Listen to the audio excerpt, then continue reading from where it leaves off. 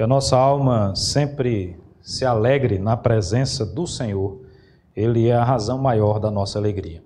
Amados irmãos, nós hoje vamos fazer uma pequena pausa de apenas um final de semana na nossa exposição da primeira carta aos Coríntios. Com a graça de Deus, retomamos no próximo domingo, capítulo 7. Mas hoje nós encerramos pela manhã a nossa série de estudos sobre a vida do profeta Elias, onde ele passa, o bastão, vamos dizer assim, para aquele que haveria de sucedê-lo, o profeta Eliseu. Então, eu entendi oportuno que nós, hoje à noite, pudéssemos meditar um pouco mais nesse contexto. Então, a história que nós vamos meditar hoje é um episódio um pouquinho mais à frente do que nós estudamos hoje pela manhã. É um episódio ocorrido no tempo de Eliseu, com a presença de Eliseu, inclusive. Eu convido você a abrir a palavra do Senhor no segundo livro dos Reis, capítulo 5. Nós vamos ler do verso 1 ao verso 17. Primeiro livro dos Reis, capítulo 5, do versículo 1 ao versículo 17. Diz assim: Naamã, comandante do exército do rei da Síria, era grande homem diante do seu senhor e de muito conceito, porque por ele o Senhor dera vitória à Síria. Ele era herói de guerra, porém leproso. Saíram tropas da Síria e da terra de Israel, levaram cativa uma menina que ficou ao serviço da mulher de Naamã. Disse ele à sua senhora: Tomara o meu senhor estivesse diante do profeta que está em Samaria, ele o restauraria da sua lepra. Então foi Naamã e disse ao seu senhor: Assim falou a jovem que é da terra de Israel. Respondeu o rei da Síria: Vai, anda e enviarei uma carta ao rei de Israel. Ele partiu e levou consigo 10 talentos de prata, 6.000 siclos de ouro e 10 vestes festivais. Levou também ao rei de Israel a carta que dizia: Logo em chegando a ti esta carta, saberás que eu te enviei Naamã, meu servo, para que o cures da sua lepra. Tendo lido o rei de Israel a carta, rasgou as suas vestes e disse: Acaso sou Deus com poder de tirar a vida ou dá-la, para que este envie a mim um homem para eu curá-lo de sua lepra? Notai, pois, e vede que procura um pretexto para romper comigo. Ouvindo, porém, Eliseu, homem de Deus, que o rei de Israel rasgara as suas vestes, mandou dizer ao rei: Por que rasgaste as tuas vestes? Deixa ouvir a mim, e saberá que há profeta em Israel. Veio, pois, Naamã com os seus cavalos e os seus carros, e parou à porta da casa de Eliseu. Então Eliseu lhe mandou um mensageiro, dizendo: Vai, lava-te 7 vezes no Jordão, e a tua carne será restaurada, e ficarás limpo. Naamã, porém, muito se indignou, e se foi dizendo: Pensava eu que ele sairia a ter comigo, por-se-ia de pé, invocaria o nome do Senhor seu Deus, moveria a mão sobre o lugar da lepra e restauraria o leproso. Não são, porventura, Abana e Farfá, rios de Damasco, melhores do que todas as águas de Israel? Não poderia eu lavar-me neles e ficar limpo? E voltou-se e se foi com indignação. Então se chegaram a ele os seus oficiais e lhe disseram: Meu pai, se te houvesse dito o profeta alguma coisa difícil, acaso não a farias? Quanto mais, já que apenas te disse: Lava-te e ficarás limpo.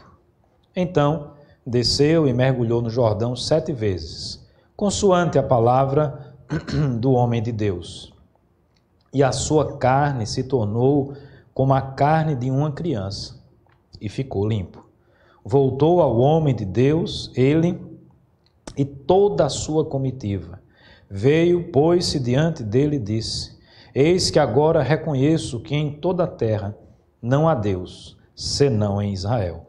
Agora, pois, te peço, aceites um presente do teu servo. Porém ele disse: Tão certo como vive o Senhor, em cuja presença estou, não o aceitarei. Instou ele para que o aceitasse, mas ele recusou. Disse Naamã: se não queres, peço-te que ao teu servo seja dado levar uma carga de terra de 2 mulos, porque nunca mais oferecerá este teu servo holocausto nem sacrifício a outros deuses, senão ao Senhor. Amém. Vamos orar, meus amados irmãos. Me acompanhe aí onde você estiver nesta oração. Senhor Deus, Pai Todo-Poderoso, pedimos nesse momento, Deus, que Tu possas falar conosco através da Tua santa e bendita palavra. Ó Deus, ela está aberta, ela foi lida. Nela encontramos as palavras ou a palavra de vida.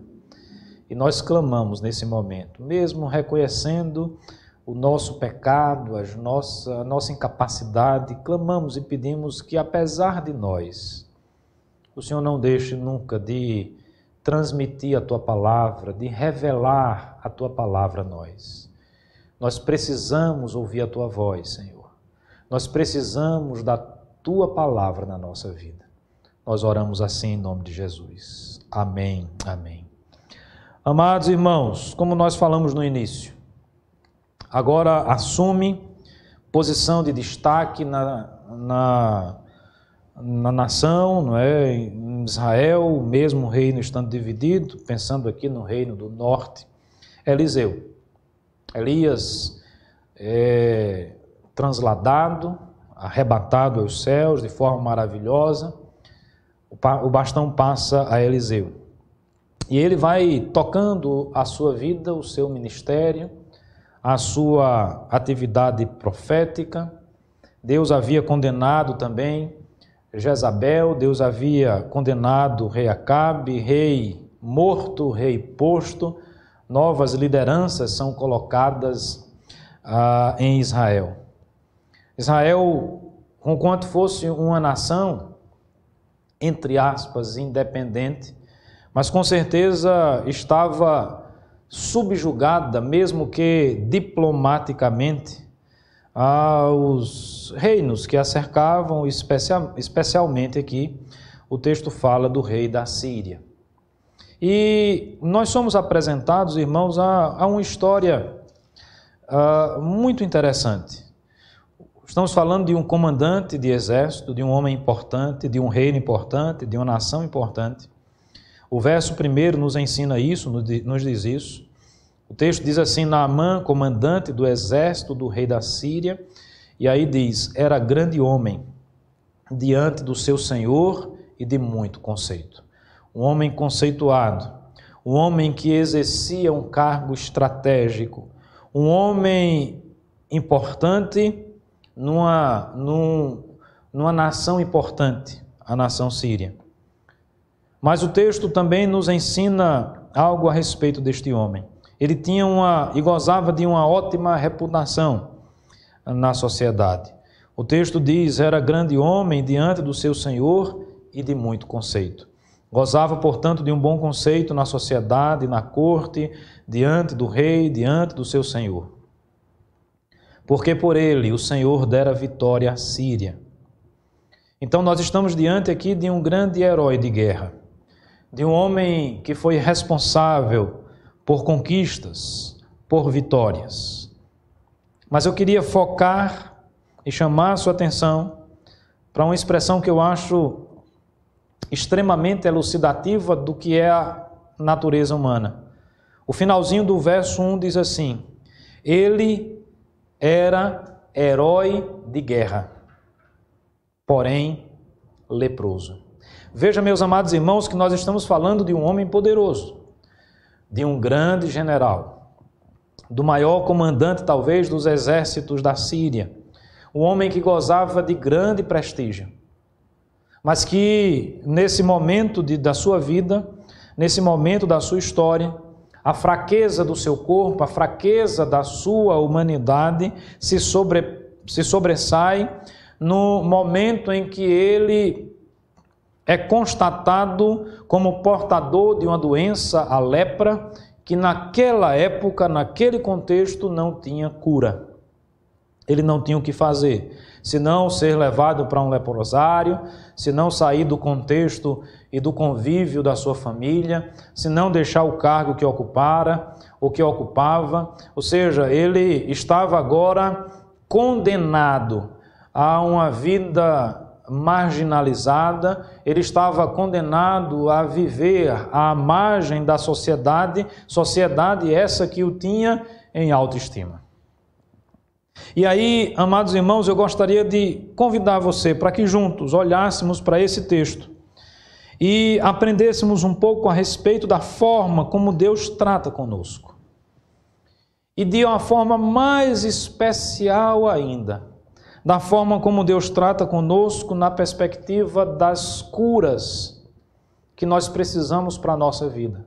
Sejam elas físicas, sejam elas emocionais, sejam elas espirituais. Eu não acredito que o homem deve ser tratado de forma compartimentada. O ser humano é um todo, é alma e é corpo, é espírito e é corpo. Uma coisa está intimamente ligada à outra. Na realidade, não existe ser humano que não seja constituído dessas duas partes. Na realidade, a morte significa justamente a separação do corpo e da alma. A alma ou o espírito volta a Deus que o deu, o corpo vai para a terra, volta à terra de onde também veio. Mas aqui a gente vê uma história fascinante, uma história interessante que mostra o agir de Deus na vida desse homem. E eu gostaria que refletíssemos a respeito disso. Eu queria convidá-lo a aplicar as verdades contidas nesse texto à sua vida, aos dias de hoje. Porque, sem sombra de dúvida, nós também enfrentamos enfermidades. Nós também enfrentamos patologias, as mais diversas. Quantos de nós ou quantos dos nossos parentes e amigos já receberam um diagnóstico que trouxe angústia, que trouxe aflição para o nosso coração? Quantos de nós, em algum momento da nossa existência, tivemos que enfrentar situações como essa? Alguns, inclusive, enfrentando a mesma situação, na mesma perspectiva, enfrentando doenças que não possuem cura, apesar de todo o avanço da medicina. Outros, talvez com a alma ferida, outros talvez abalados no seu espírito, na sua alma, necessitando também de cura.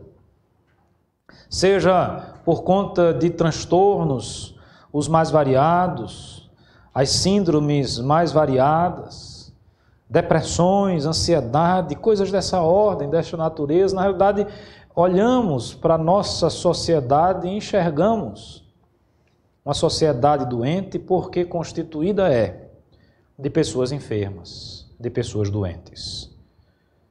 E não era diferente na vida de Naamã. Como é que Deus trabalha conosco nesse sentido? Primeiro ponto que eu queria destacar para os irmãos. Eu volto a essa frase, que eu acho extremamente elucidativa, ao final do verso 1. Ele era herói de guerra, porém era leproso. Meus amados irmãos, se nós queremos a cura para a nossa vida, se nós queremos a melhora para a nossa vida, se nós queremos que as coisas sejam diferentes e que o agir de Deus seja uma realidade na nossa existência, nós precisamos partir do princípio que é real, que é verdadeiro e constatar a doença e constatar o problema. Por mais que estejamos aqui falando de um homem competente, de um homem capaz, por mais que estejamos falando do comandante do poderoso exército da Síria, salta aos nossos olhos a informação de que ele era leproso. Um herói, mas um herói leproso. E o que adianta ser um herói se a sua vida estava em risco. O que adianta ser um herói se ele era leproso? Se nós perguntássemos a ele ou a tantas outras pessoas, se elas pudessem escolher, olha, você quer se livrar da lepra, você quer a cura da sua alma, você quer a cura do seu corpo, você quer a transformação da sua vida, você quer continuar sendo o herói, o grande Naamã, o grande comandante do exército da Síria. Eu penso cá com os meus botões, amados irmãos, que ele iria escolher a cura para a sua vida. Até porque todos nós sabemos da importância da saúde na nossa vida. Geralmente, na nossa juventude, no apogeu das nossas forças, do vigor do nosso corpo, onde a saúde é uma realidade, nós não pensamos e refletimos muito sobre isso. Mas quando nós perdemos a saúde, nós aprendemos a dar valor a ela. Naamã estava nessa situação. Ele era herói, mas era um herói com lepra. Ele era um herói. Ele havia enfrentado exércitos. Ele havia saído ileso de batalhas, talvez sangrentas, batalhas onde muitos dos seus pares daquele exército talvez tivessem perdido a própria vida. Mas agora ele tinha uma batalha pessoal para enfrentar. O seu drama agora era pessoal. O seu problema restringia-se ao seu corpo. Ele era um herói. Mas era um herói com lepra. Era um herói com a sua vida marcada para ser encerrada. Ele era um herói destinado agora a um final de vida melancólico, a um final de vida de sofrimento, a um final de vida de profunda angústia. Um leproso, naquela época, meus amados irmãos, vivia essa angústia, eu não tenho dúvida disso. Mas Deus agiu com providência na vida dele. Diz o texto, e eu continuo lendo, que tropas da Síria saíram da terra de Israel. Veja que havia uma paz, mas uma paz diplomática, onde na realidade Israel estava à mercê das vontades da Síria. E essa tropa saiu da Síria e levou cativa uma menina, uma jovem. Ela se tornou escrava, e escrava de Naamã. E ele a colocou para servir a sua mulher. O que tudo indica, ela se tornou então uma empregada, alguém que estava ali para trabalhar nas funções da casa doméstica, ou para cuidar da sua esposa, ou para servir a sua esposa. Mas essa jovem era de Israel. Essa jovem conhecia os profetas. Essa jovem sabia quem era Eliseu. Lembre-se daquilo que nós estudamos ao longo dos últimos domingos pela manhã. O poder de Deus sendo revelado e manifesto na vida de Elias e, consequentemente, na vida de Eliseu e de tantos outros profetas. Mesmo que ainda não na perspectiva que desejaríamos, mas há um reavivar da ação profética nesse momento histórico. Como que uma escola de profetas surge. Vimos hoje pela manhã, não é? Quando Elias estava naquele momento final da sua vida, passando por várias localidades, por vários lugares, Jericó, Jordão. O texto diz que ali existiam profetas e que Deus estava falando para aqueles profetas. Não era diferente com Eliseu. E essa jovem, então, testemunha da sua fé. Me permita abrir um parêntese aqui. Uma jovem que está escravizada, uma jovem que talvez tivesse tudo para estar se queixando de Deus, reclamando de Deus, praguejando a Deus pela situação em que ela se encontrava. Lembremos, por exemplo, da figura de Daniel e de seus amigos que também foram escravizados. E tantas outras situações como essas. Lembremos-nos de José do Egito. Uma grande característica dessas pessoas é que, apesar das lutas, apesar das dificuldades, que não eram poucas, que não devem ser menosprezadas, Elas não abandonaram a Deus, elas não renegaram a sua fé. Elas não deixaram de acreditar no poder de Deus por um só instante na sua existência, mesmo diante das dificuldades e das lutas enfrentadas. E essa jovem, então, testemunha de algo fantástico. Se nós pudéssemos colocar numa linguagem mais atual nos nossos dias, nós poderíamos dizer que aqui está uma jovem missionária levada à força, como escrava, testemunhando do poder de Deus, num contexto de hoje, talvez, pregando o Evangelho. Não é o caso específico aqui, ela não está falando a respeito de Cristo, mas ela está testemunhando do poder de Deus. Talvez o poder que ela ouvira falar, do fogo que desceu no Monte Carmelo, do rio que se abriu para que Elias e Eliseu passassem a pé enxuto, do filho da viúva de Serepta que havia ressuscitado, da comida que não acabara, da providência de Deus na vida de Elias no ribeiro de Querite. Uma jovem que fazia parte, meus amados irmãos, da família da aliança. Ela conhecia a Deus. Ela sabia da aliança que Deus havia firmado com a sua família, com os seus antepassados. Nós estamos falando de uma jovem que é descendente de Abraão, que é descendente de Isaac, que é descendente de Jacó. Nós estamos falando de uma jovem que ouvira falar e que conhecia a respeito do Deus que é libertador, apesar de estar numa situação de escravidão. Então o texto diz que ela,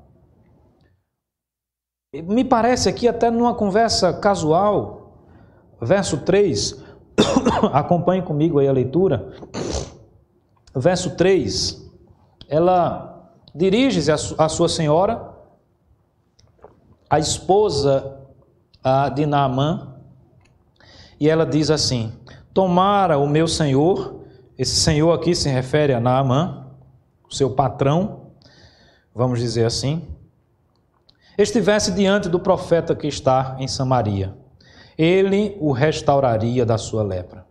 Veja, eu não sei se você consegue enxergar, eu vejo certeza na afirmação dessa jovem.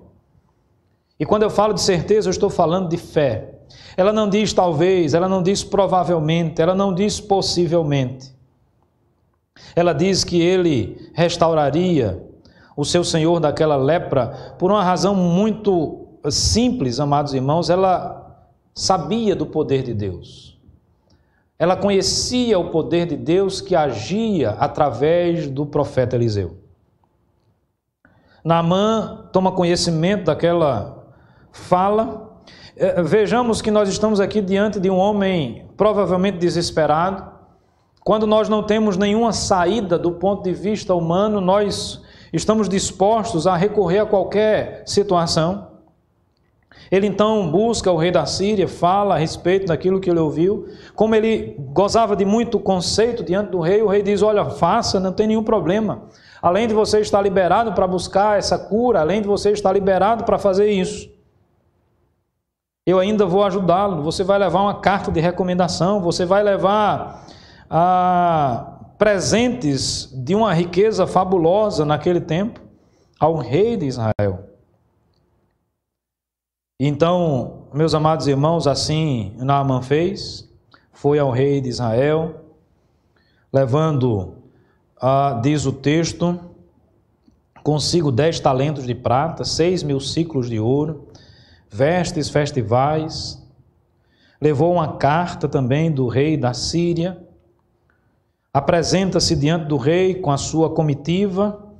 O objetivo era ser curado, o objetivo era conhecer o poder desse profeta que poderia produzir a cura, segundo a palavra daquela jovem escrava que havia sido escravizada e levada de Samaria com as tropas, com os militares da Síria. O rei de Israel, me parece, conhecia menos do que aquela jovem. O rei de Israel, e é mais um rei na galeria daqueles que viveram distantes da vontade de Deus, que não acreditaram em Deus como deveriam acreditar, que não devotaram a Deus a fé que deveriam devotar. O rei, na realidade, me parece, só conseguia raciocinar politicamente. Ele leu a carta, se desespera, e obviamente esse desespero é até compreendido para quem não acredita no poder de Deus, porque diante da lepra, o que é que um rei poderia fazer? Mesmo sendo rei, ele não seria capaz de resolver aquele problema.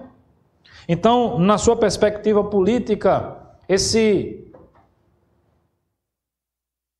mandato de Deus, ele atinge, não é, a fé, sei lá, a certeza, a convicção que faltava àquele rei, e ele, portanto, imagina que a situação aqui é uma situação política.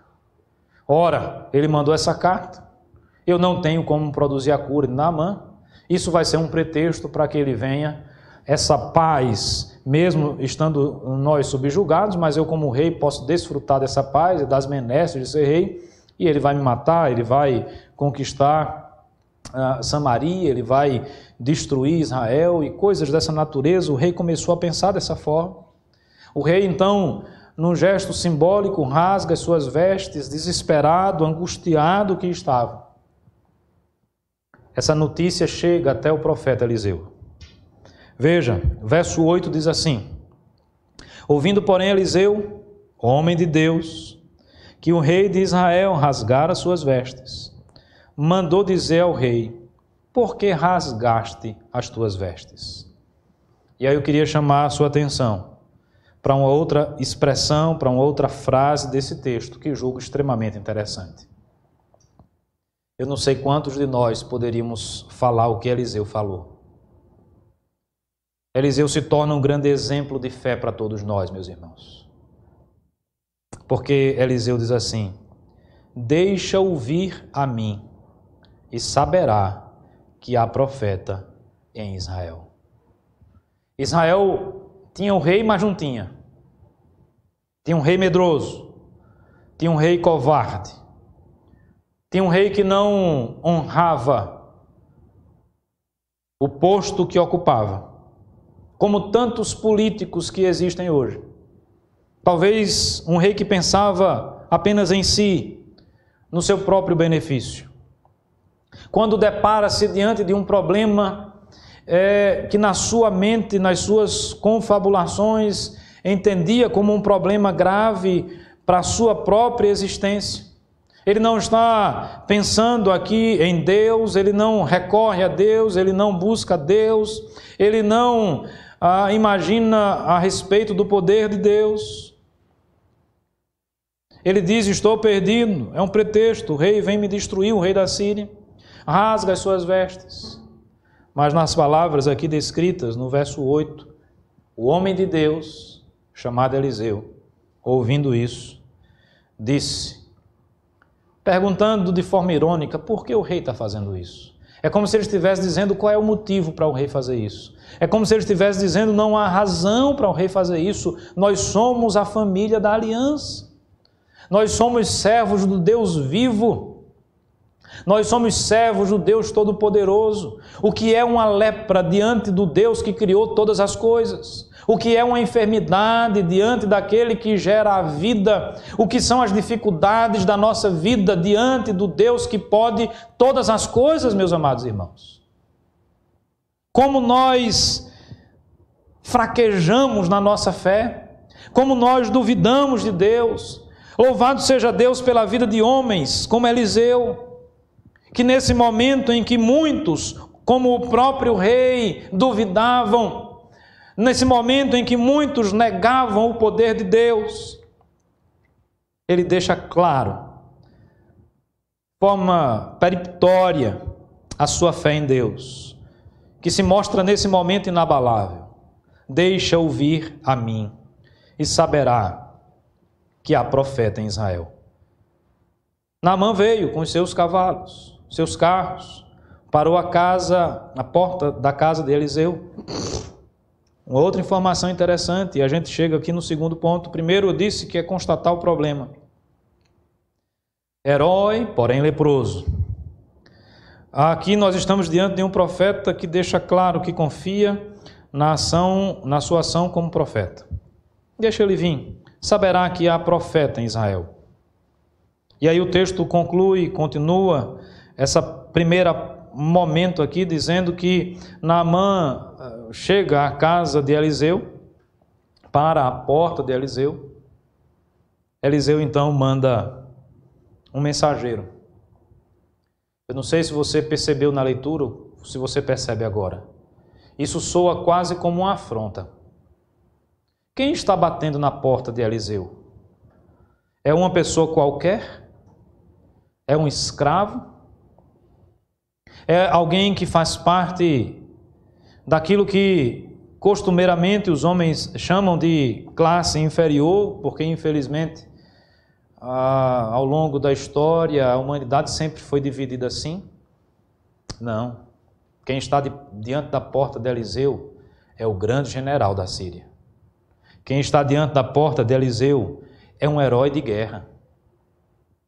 Talvez o mais sábio, talvez o que o nosso coração iria querer fazer nesse momento seria sair e entregar uma medalha, sair e prestar honra, sair e buscar então fazer ali uma média, o meio de campo com aquele general tão importante que gozava de tanto prestígio com o rei da Síria. Eliseu manda um mensageiro falar com Naamã. Segundo ponto que eu destaco para você. Nesse momento, nós precisamos constatar o poder de Deus. Nós não podemos esquecer disso. A soberania de Deus, a onipotência de Deus. Na realidade, Eliseu não está menosprezando. Na realidade, Eliseu não está diminuindo Naamã, o grande general, o herói de guerra. Mas com esse gesto, de forma pedagógica, Eliseu está deixando muito claro para Naamã quem é o Todo-Poderoso, quem é o Senhor de todas as coisas, quem é o Deus de Israel. Diante de Deus, as autoridades são absolutamente nada. Diante de Deus, os reis são absolutamente nada. Diante do Senhor dos exércitos, os exércitos dessa terra não são absolutamente nada. Nós não somos absolutamente nada do ponto de vista da nossa força, da nossa capacidade diante do Deus Todo-Poderoso. Ele manda um mensageiro. E essa ação é tão inesperada e soa afrontosa que o texto diz que Naamã ficou indignado com isso. O verso 11 diz isso. Muito se indignou. E aí pesa aquela situação em que ele diz, olha, não são os rios da Síria melhores, de águas melhores? Por quê? Porque Naamã mandou um mensageiro com a solução do problema. Eliseu mandou um mensageiro com a solução do problema para a lepra de Naamã, e era uma solução, convenhamos, simples. Vai lá no Rio Jordão, o mesmo rio que havia sido aberto pelo milagre de Deus, vai lá no Rio Jordão e mergulha, ou lava-te 7 vezes. O texto não diz mergulha, diz lava-te. A ideia da purificação. Há todo um simbolismo aqui envolvido. Há toda uma tipologia aqui envolvida também, nesse ato. Até a quantidade de vezes. Geralmente, o número 7 no Antigo Testamento se refere a uma ação perfeita, ou à perfeição de Deus. Lembre-se que nessa mesma esteira aqui da história de Elias e de Eliseu, quando Elias estava orando para que voltasse a chover, o seu moço foi lá e olhou quantas vezes? Para ver se a chuva já estava chegando, 7 vezes. Se você ler a Bíblia, você vai ver esse número 7 geralmente relacionado a essa ação perfeita de Deus. O número 7 representa também essa persistência que devemos ter. É confiar. Às vezes é preciso lavar-se mais de uma vez. Às vezes é preciso orar mais de uma vez. Em alguns momentos é preciso insistir diante de Deus, em alguns momentos é necessário fazer como Jacó, é necessário lutar e buscar a bênção do Senhor para a nossa vida. Vai lá, lava-te 7 vezes no Jordão e você vai ficar limpo, a tua carne vai ficar limpa, a cura vai ser realizada na tua vida, a lepra vai sumir. Na realidade, irmãos, diante de uma mensagem como essa, Naamã deveria ficar feliz se ele de fato acreditava nisso. Se ele estava convencido que esta era a salvação para o seu problema.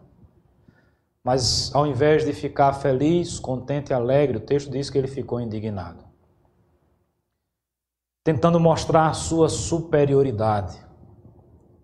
Tentando mostrar a superioridade da Síria diante de Israel. Não são os rios Abana e Farfar, rios de Damasco, a capital da Síria, melhores do que todas as águas de Israel?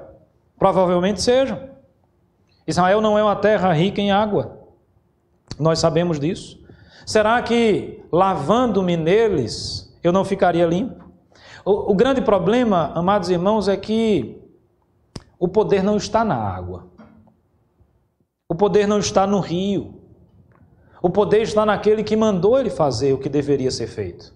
O poder repousa naquele que criou o rio, naquele que criou as águas, naquele que criou os rios Farfar, naquele que criou o rio Farfar, não é? Ou os rios Farfar e Abana, naquele que criou o rio Jordão. E toda a sua criação, o poder está em Deus. Naamã não conseguiu enxergar isso naquele momento. E ele então fica indignado. Mas essa ação de Eliseu é uma ação que impõe o poder de Deus diante do grande general. É assim que Deus trata comigo e com você, meus amados irmãos. Diante das lutas, dos problemas e das enfermidades que assolam a nossa vida. Primeiro ponto que eu digo a você é: reconheça que existe uma enfermidade. Não lute contra isso. Reconheça que existe um problema, não lute contra isso. Não há razão da existência da soberba, do orgulho. O orgulho tem destruído vidas, lares, ao longo dos anos e da história da humanidade. O orgulho, meus amados irmãos, é uma desgraça. Sabe por quê? Porque o orgulho nos dá uma falsa sensação de que nós podemos o que nós não podemos. O orgulho nos dá uma falsa sensação de que nós somos mais do que de fato nós somos. Imagino um desfile militar na Síria, Naamã marchando como um grande general, cheio de medalhas de guerra, talvez com um corpo marcado dessas batalhas. O que é que adianta tantas medalhas? O que adiantava para ele agora as glórias que ele enfrentou, que ele conquistou através do seu esforço como grande comandante do exército? Ele era herói, mas era leproso. Nós podemos ter muitas qualidades, mas nós somos pecadores. Nós podemos ter muitas qualidades, mas nós nos encontramos também enfermos. Nós não podemos negar essa realidade na nossa vida. E o passo seguinte a essa certeza que vai atingir o nosso coração, a essa constatação diante da qual nós não podemos fugir, é que a solução repousa em Deus. É que o poder pertence a Deus. É que Ele, e tão somente Ele, será capaz de restaurar a nossa sorte. É confiar em Deus. Presbítero Jorge, numa live que nós fizemos aqui, hoje postou um texto no grupo, até de irmãos também da igreja, mostrando que alguns segmentos da ciência, das ciências médicas, têm se debruçado e reconhecido a importância, eu vou usar esse termo, porque é um termo mais genérico, espiritualidade na saúde das pessoas. O termo, na realidade, mais correto a ser usado, é óbvio que a ciência não vai usá-lo, mas nós acreditamos nisso, a importância de Deus no processo de cura na vida das pessoas. Nós vamos tomar os remédios que precisam ser tomados. Nós vamos fazer os procedimentos humanos que precisam ser feitos. Talvez aqui, esse lavar-se no Rio Jordão por 7 vezes, traga também consigo essa simbologia de fazer aquilo que nós precisamos fazer. Mas a nossa confiança precisa estar depositada primeiramente em Deus. Uma vez constatado o problema, eu preciso também constatar que a solução do problema repousa no poder de Deus. O grande general agora deveria ir para um rio de uma cidade, né, de uma região que ele desprezava, que ele tinha como menor e mais fraca do que a que ele morava. Estava ali sendo atendido não por um rei, muito menos pelo profeta, mas por um simples mensageiro. E ele tinha que submeter aquilo. É Deus quebrando o orgulho. É Deus dobrando a altivez humana. É Deus mais uma vez dizendo ao homem: você é um herói de guerra, mas você é um leproso. E a solução e a salvação para a sua vida está no Deus Todo-Poderoso. Naamã, indignado, afirma tudo isso. Mas aí, sabiamente, no meio dessa sua indignação, ele estava ali com alguns oficiais, com a sua comitiva, e o verso 13 disse que ele recebeu um conselho inteligente e sábio. E graças à providência de Deus que esse conselho sábio chegou ao seu coração.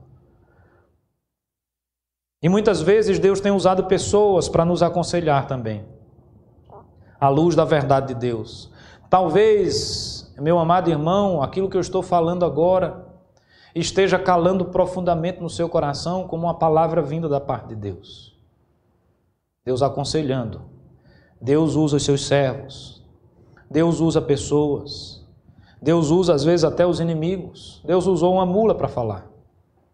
Porque Ele não usaria o pastor de Gleito, ou tantas outras pessoas, ou seu pai, a sua mãe, quem quer que seja.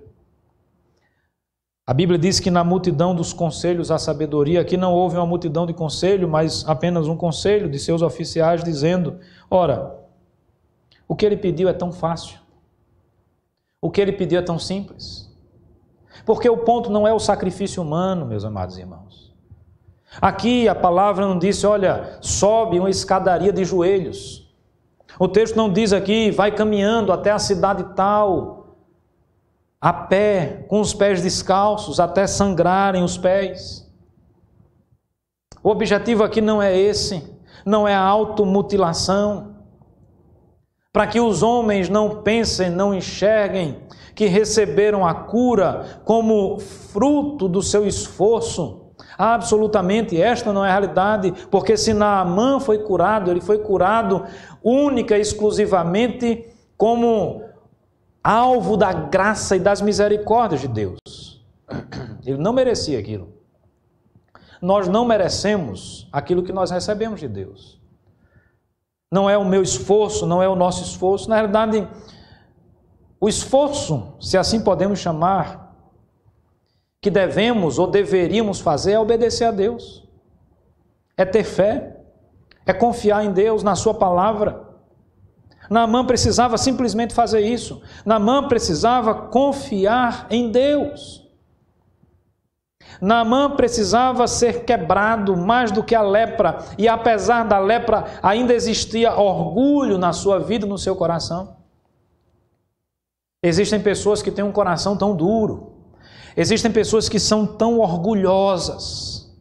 Existem pessoas que são tão cheias de si, que mesmo diante de uma doença, mesmo diante de uma tragédia, mesmo diante de uma dificuldade, parece que elas não se deixam quebrar. A altivez, o nariz empinado, a ideia de autossuficiência, de não depender, parece que é algo que ficou entranhado. Mas era momento do grande general se humilhar na presença de Deus e reconhecer o poder do Deus que é todo-poderoso. Ele não tinha outra alternativa. Ele não tinha outra saída senão fazer aquilo que Deus ordenara. O conselho é muito sábio. Ora, se ele te mandasse fazer uma coisa difícil, tu farias, né? Mas não é difícil. Então, é como se fosse assim, a gente veio de tão longe, vai lá e se lava 7 vezes. E aí, meus amados irmãos, o texto diz que, convencido pelo conselho, quebrado, humilhado, doente de lepra, talvez desesperançado da vida, não sei, ou com esperança muito pouca, ele não tendo muita coisa a perder, já tinha perdido a sua soberba, o seu orgulho.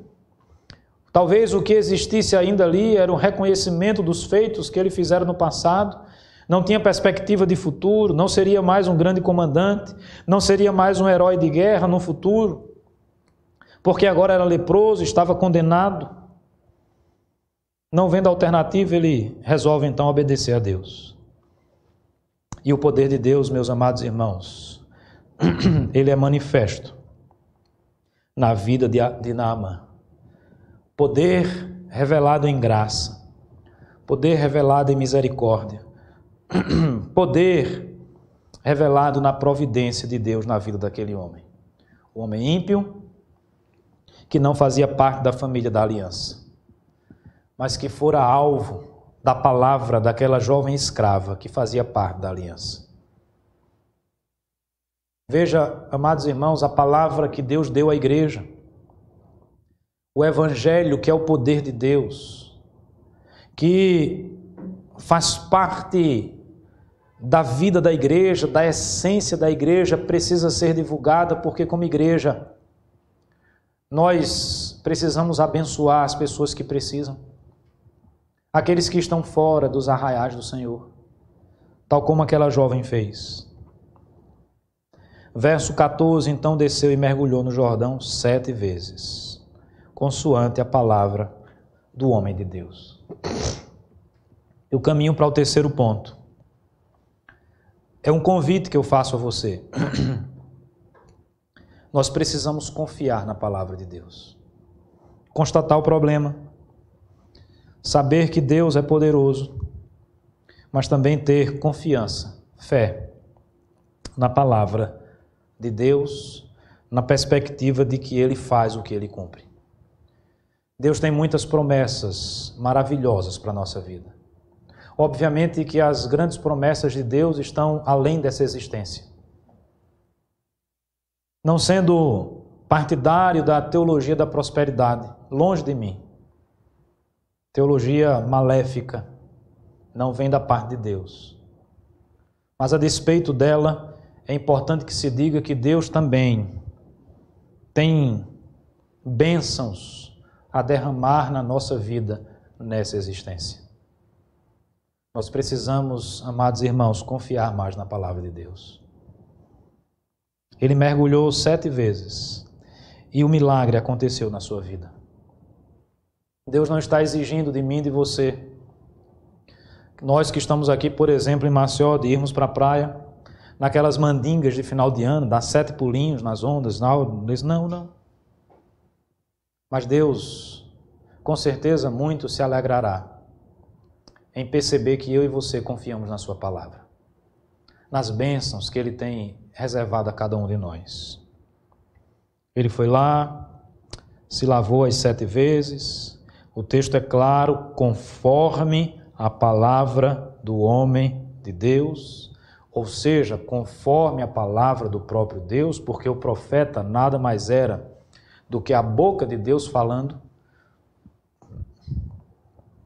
O milagre aconteceu porque ele não apenas ficou livre da lepra, mas a sua pele ficou melhor do que era. Eu não sei quantos anos Naamã tinha, mas ele recebeu um tratamento de pele fantástico, porque o texto diz que a sua pele ficou como uma pele de criança. Os irmãos aí, principalmente as irmãs, né, que lidam muito com esse negócio de pele, de beleza e tal, sabem, não é, a maravilha que é a pele do neném, não é, de alguém novo. A existência humana é terrível, né? A gente vai ficando mais velho e até a pele vai, que é um órgão do corpo, vai se deteriorando também. Como pele de criança, diz o texto. E aí a gente vê o milagre também acontecendo na sua vida do ponto de vista espiritual. Voltou o homem de Deus. Ele voltou ao homem de Deus, ele e toda a sua comitiva. E agora ele foi recebido pelo mensageiro? Não. Agora Eliseu o recebeu. Recebeu e ouviu a sua confissão de fé. Nós estamos diante de um homem que foi transformado no seu corpo e foi transformado na sua vida espiritual. A sua confissão de fé diante de Eliseu. Lembre-se, essa é a confissão de fé daquele homem que menosprezava a terra de Israel. Era o homem que menosprezava o rio Jordão. Era o homem que enaltecia Samaria, o reino da Síria, os rios, tudo lá era melhor.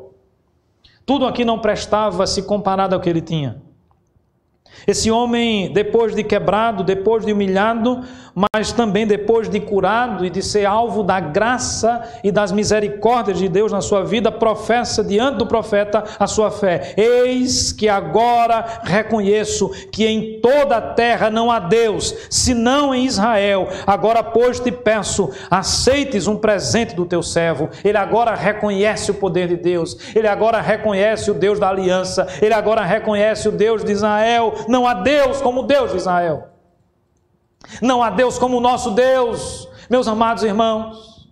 Ele é o Deus que pode curar, Ele é o Deus que pode transformar, Ele é o Deus rico em poder, Ele é o Deus criador, Ele é o Deus que produz a vida, Ele é o Deus que nos salva, Ele é o Deus que nos promete uma vida eterna maravilhosa na sua presença. Ele é o Deus que mandou o seu Filho Jesus morrer na cruz do Calvário por mim e por você. Não há Deus como o nosso Deus.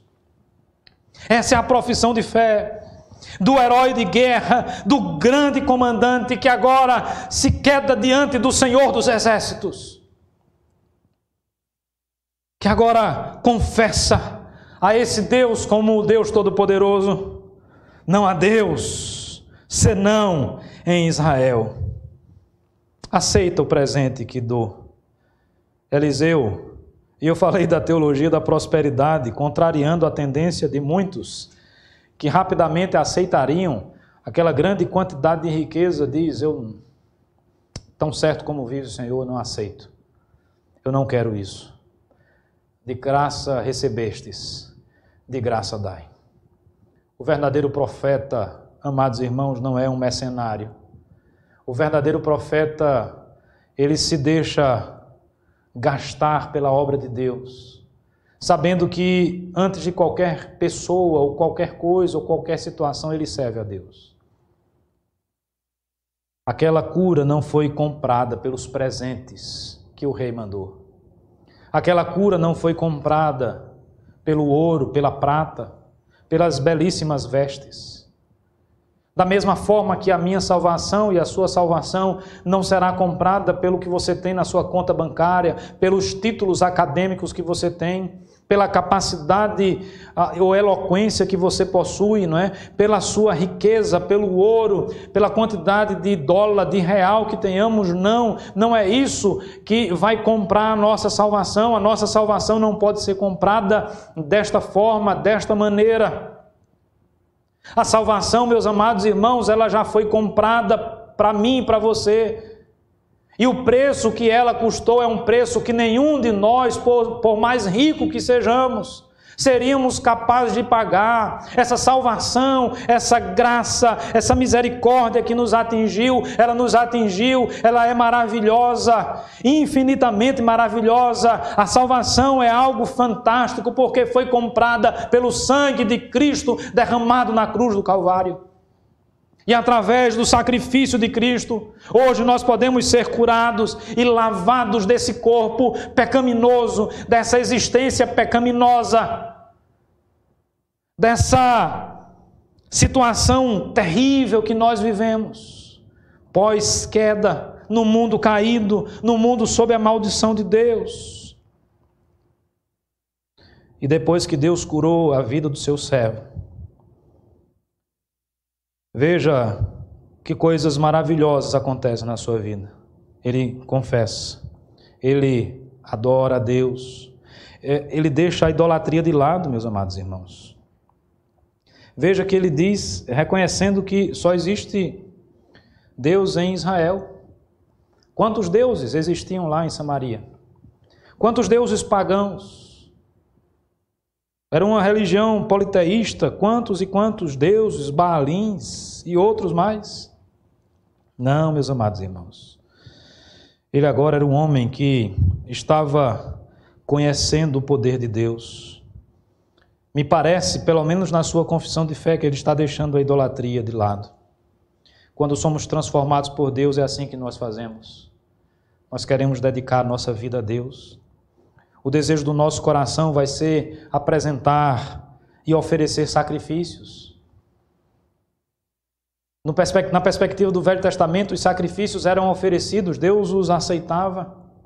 Ele tenta apresentar, então, esse presente como forma de gratidão, como forma de sacrifício. O profeta Eliseu nega, ele insiste, o profeta Eliseu nega e diz ainda, olha, se não queres, peço-te que o teu servo seja dado levar uma carga da terra de 2 mulos, porque nunca mais oferecerás teu servo holocausto, nem sacrifício a outros deuses, senão o Senhor. Nós estamos diante de um homem que deixa a idolatria, nós estamos diante de um homem que foi transformado pelo poder de Deus, e o desejo do seu coração agora é servir ao Senhor, é agradecer ao Senhor através dos sacrifícios. Mas a época do Velho Testamento passou. Nós não temos mais a necessidade de fazer sacrifícios nos moldes do Velho Testamento.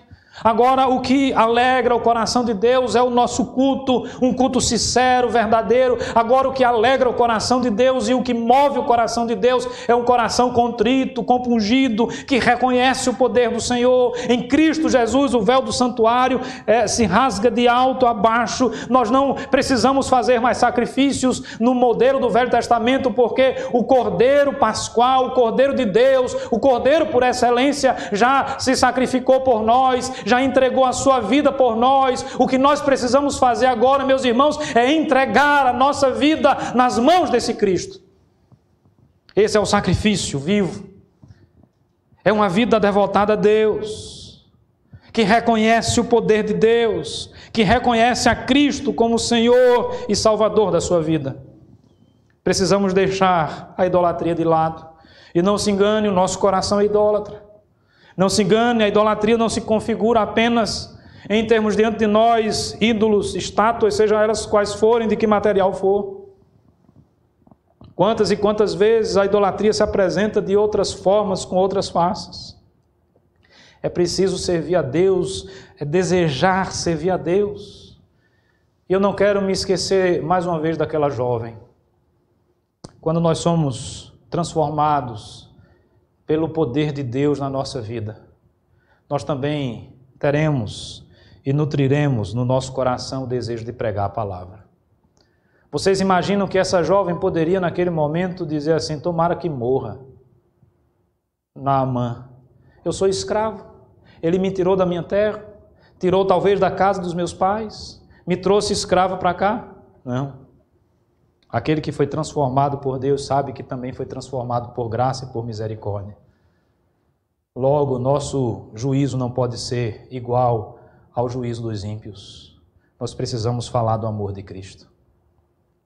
Nós precisamos pregar o Evangelho. É disso que a humanidade precisa. É disso que as pessoas precisam. Que Deus nos abençoe. Amém.